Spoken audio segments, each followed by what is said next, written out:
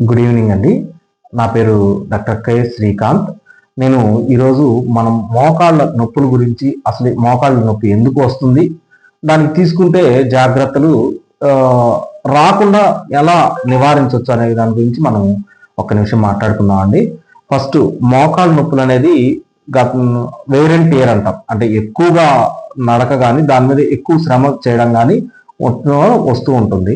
ఇది ఎక్కువగా ఎవరికి వస్తుంది? ఫస్ట్ పాయింట్, మనము 45 సంవత్సరాలు దాటిన ఎవరికైనా వచ్చే అవకాశం ఉంటుంది. రెండోది, కింద ఎక్కువగా కూర్చునేవాళ్ళు, అంటే పద్మాసనం వేసుకొని కూర్చునే వాళ్ళకి ఎక్కువగా వస్తుంది. అంటే పద్మాసనం వేసుకొని కూర్చోవడం వల్ల రాదు, కానీ మనం కూర్చొని లేచేటప్పుడు మన బాడీ వెయిట్ 3 టైమ్స్ పెరుగుతుంది అనమాట. దాని మీద భారం పడుతుంది. అంటే మనం 10 కేజీలు వెయిట్ అనుకోండి, 3 టైమ్స్ అంటే 30 కేజీలు వెయిట్ మన మోకాళ్ళ మీద భారం పడుతూ ఉంటుంది.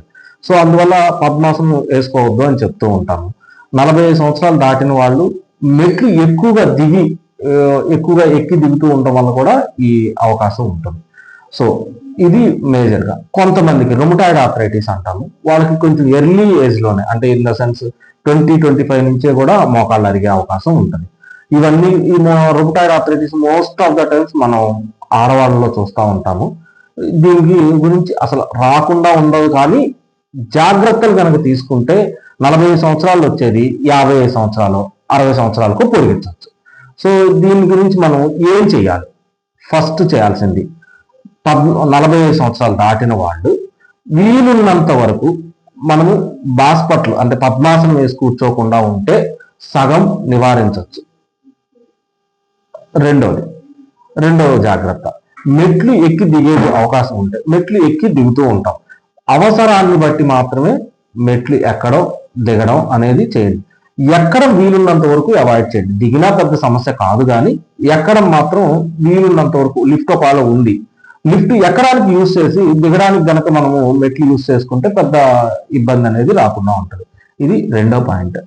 మూడోది, మనకి రీసెంట్ గా మారింది, ఇండియన్ టాయిలెట్స్ ఎక్కువగా యూజ్ చేస్తూ ఉంటాం. ఇండియన్ టాయిలెట్స్ యూజ్ చేసే అలా గనక కూర్చున్నట్లయితే తొందరగా అరిగే అవకాశం ఉంటుంది.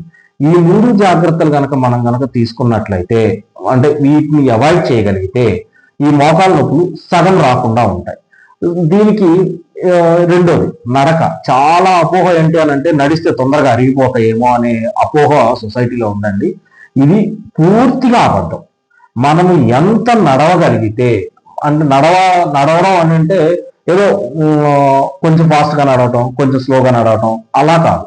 దానికి ఒక సిస్టమేటిక్ గా కనుక నడవగలిగితే, ఫస్ట్ స్లోగా స్టార్ట్ చేసుకొని మధ్యలో స్పీడ్ పెంచుకొని మళ్ళీ తగ్గించుకున్నట్లయితే దానికి ఒక మజిల్కి ఒక ఈక్వల్ ప్రెషర్ పడుతుంది. ఆటోమేటిక్ గా మన జాయింట్ సపోర్ట్ చేస్తుంది. ఇంకా సైనోవియల్ ఫ్లూయిడ్ అంటాం లోపల ఉండేదాన్ని, అది ఇంకా పెరిగే అవకాశం ఎక్కువ ఉందని రీసెంట్ ఆర్టికల్స్ చెప్పాయి. సో నడక అనేది చాలా ఇంపార్టెంట్ ఈ మోకాళ్ళ దానిలో. తర్వాత